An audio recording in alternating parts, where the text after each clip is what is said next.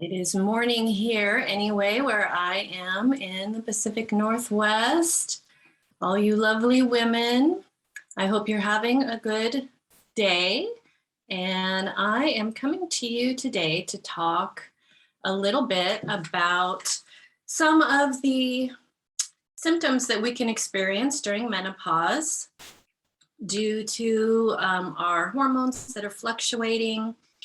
And one of the most common symptoms that I hear from my clients and women in my community is insomnia and not being able to have good, restful sleep. And so I'd like to take just a few minutes today to give you some tips about how to sleep better, how to get to sleep better, how to stay asleep longer, and how to get good quality sleep. Because sleeping well, there are two main factors. One is the amount of sleep that you get, but the other factor is the quality of sleep that you get, and both are really important. And so both of those things need to be addressed. And for us who are in that journey during midlife of perimenopause, menopause, and postmenopause, we have the added issue of having these hormone fluctuations that can really affect the quality and the amount of sleep that we get. So I would love to hear if you are jumping on the live stream, if you are experiencing poor sleep, if you've experienced insomnia, and if there are some ways that you have found to deal with it that work for you. I would love for you to comment whether you're watching live right now or whether you're watching the replay. Let me know if this is something that you struggle with, if you're challenged with insomnia, or if you found some techniques that really work well for you. I would love to hear it. One of the first things that I think is really important to address when you're dealing with insomnia is your environment around sleep. And one of the ways that you can create a really restful and sleep-inducing environment is to create a sleep ritual. A lot of you may have heard of creating a sleep routine, a bedtime routine. We often do that for our children, right? Those of us that have children, we create a bedtime routine to kind of settle our children down and get them in that sleep mode. And we see how well that works for our children. Well, it works for us as well. I'd love to know how many of you have a sleep ritual. And a sleep ritual can include many different aspects. It can include creating an environment in your bedroom that's really inducive to relaxation and sleep, meaning soft colors. The color blue is said to induce a restful mood. Dim lighting in your bedroom at night, having a bedroom that's not too warm, especially for those of us that may be experiencing hot flashes or night sweats, making sure that the room that you sleep in is cool, not cold, but cool, and having lots of blankets that you can use to, lots of layers so that you can add layers or take layers off if you need to throughout the night, but having those things available so that you don't have to get up and, wake yourself up by moving around in the middle of the night if you are too cold or too hot. If you do have the experience of having night sweats or hot flashes, maybe having a fan right there next to your bedside that you can turn on or off when you need to, having a cool washcloth on your bedside table if you need to use that to cool yourself down. It could also include things like spending the hour before bed doing things that are going to help your body to get to that place where it's easy for your body to just go to sleep, and your body, including your mind. Some of these things could include a warm mineral salt bath, maybe adding some aromatherapy, things like lavender are well known. Lavender is probably the most commonly used essential oil for promoting relaxation and sleep. You can add a couple of drops of lavender to your bath water. Some other essential oils that help promote sleep are hops, sweet orange, jasmine, clary sage, chamomile, things like that. You can create a mineral bath salt that includes those essential oils. Just make sure that it's just a couple of drops and it's well diluted. Another thing that you could do in the sleep ritual is make sure you have a book next to your bedside that is interesting but is not exciting. That's one thing that a lot of times we forget. We think, okay, if we read for 10, 15 minutes, that's going to make us really tired and we can just drift off to sleep. But if the book that you're reading really riles you up, that's not going to work. So make sure that you're reading a relaxing book, something you enjoy, but that is relaxing. Some people like to listen to audiobooks as they're calming down and getting ready to relax to go to sleep. Maybe creating a playlist of really calming music. Again, music that you don't enjoy so much that you want to stay awake to listen to it, but music that is very calming, maybe music that doesn't have any words, whether that's classical music, whether that's more of a new agey type music. One tip that I will give you that I found that was very surprising to me, that really helps me just relax and puts me in that zone, is chanting, listening to chanting, like Gregorian monk chanting. Not something that I would necessarily choose to listen to when I want to listen to music or something, but it does just put me in that zone. So if I want to meditate, or if I want to just be really relaxed, sometimes I will put chanting on, and it really works for me. So that might work for you as well. Just to recap, creating a sleep ritual, it might include aromatherapy, it might include a warm bath, it might include making sure that your room feels really calming and relaxing to you, with low lighting and calming colors, maybe reading a relaxing book, listening to calming music, and making sure your room is cool, that you have things that you might need to keep yourself cool throughout the night. The next thing that I want to talk about is nourishing your nervous system, because a lot of times what is keeping us awake is that we're wired.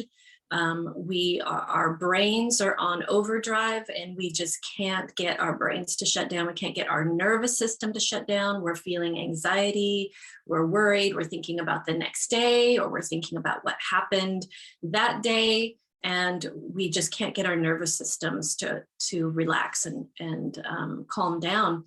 And so herbal medicine is a really great choice here. Using herbs that nourish your nervous system throughout the day can really help you to feel relaxed once bedtime comes around.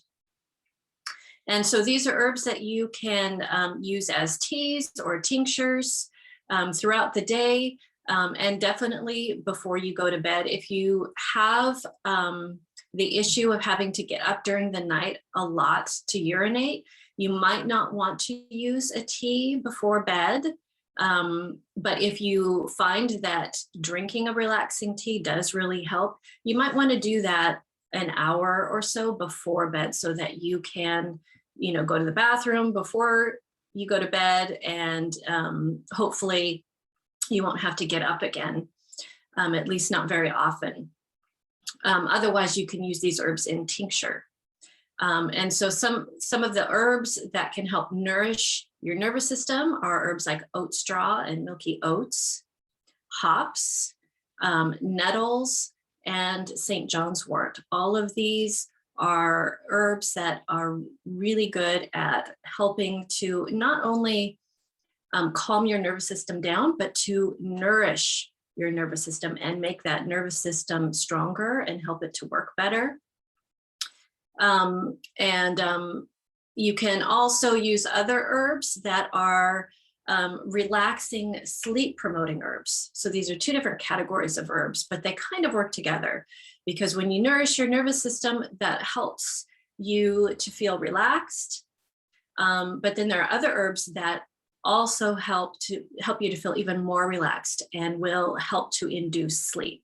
And so when you combine them, then that creates a really great formula for combating insomnia. So herbs that are known to promote sleep include skullcap, passion flower, California poppy, hops again, and valerian.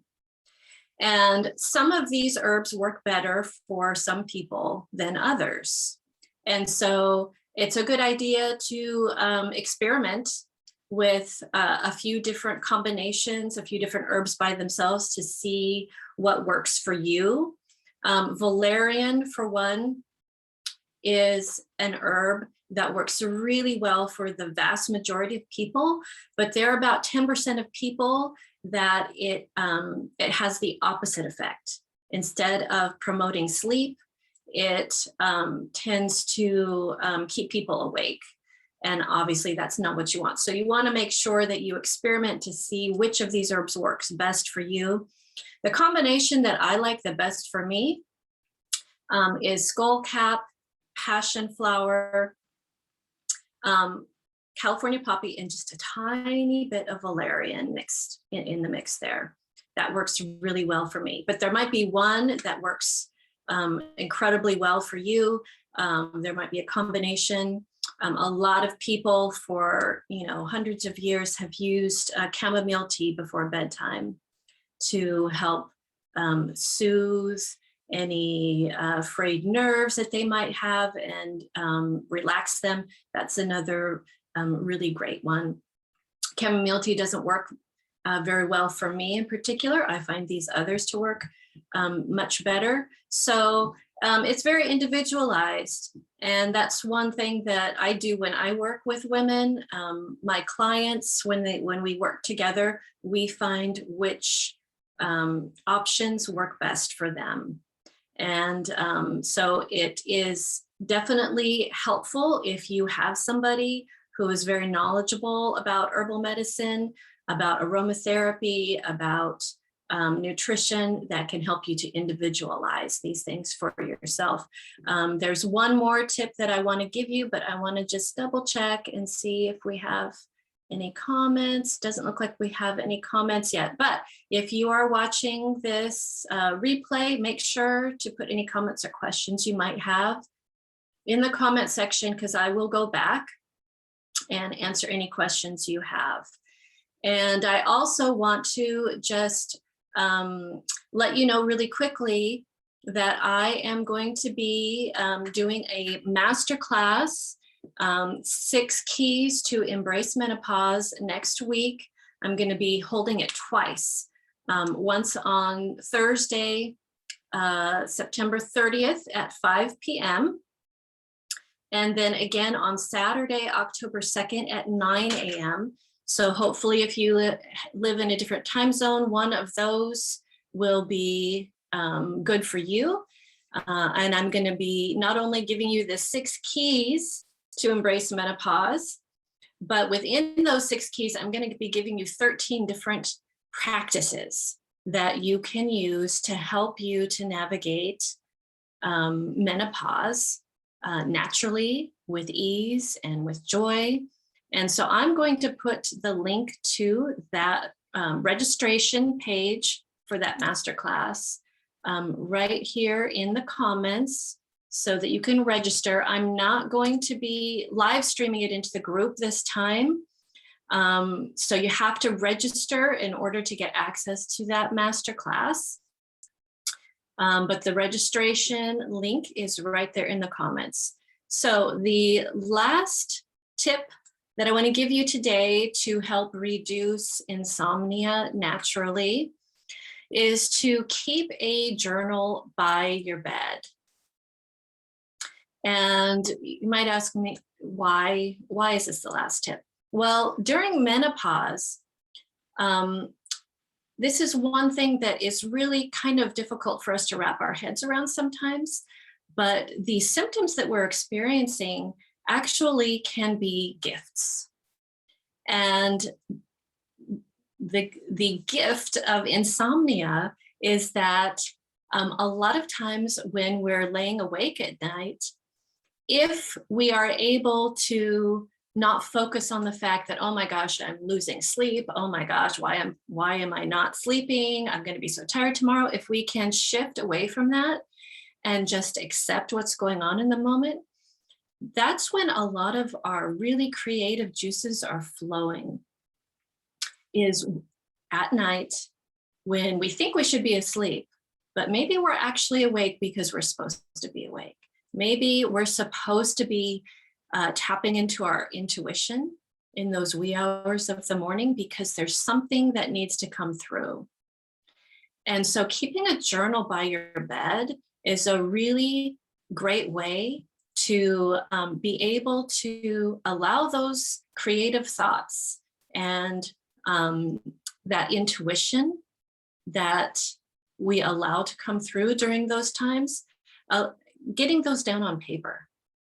Knowing that you've got that journal there, you don't have to try to remember that thing that you thought of in the middle of the night. You can just write it down and allow those creative thoughts, allow that intuition to come through when it needs to come through. And sometimes it needs to come through in the middle of the night. And so allowing that, just recognizing that that might be what needs to happen right now, and that we need to embrace it. And sometimes when we stop resisting it and we start embracing it, then suddenly everything evens out and everything works out, and our sleep becomes a lot easier and a lot deeper, and we're able to feel much more restful and rejuvenated because we have embraced this, we've allowed it, and we have created space for it by having that journal by the bed, by creating this sleep ritual, and by recognizing that it's important to tap into that intuition and into our inner wisdom, and to get that inner wisdom out so that we can share it with the world. So that is what I wanted to talk to you about today, tips to reduce insomnia naturally. So let me know if you found any of those helpful. Let me know if you use any of these and what your experience is. And if you have other tips that you'd like to share, I would love to hear them. So make sure you leave a comment. And I look forward to seeing you. I'm going to do a few more lives over the next couple of weeks. And remember to check out the link to my masterclass, which is in the comments. Have a wonderful day, and I will see you soon.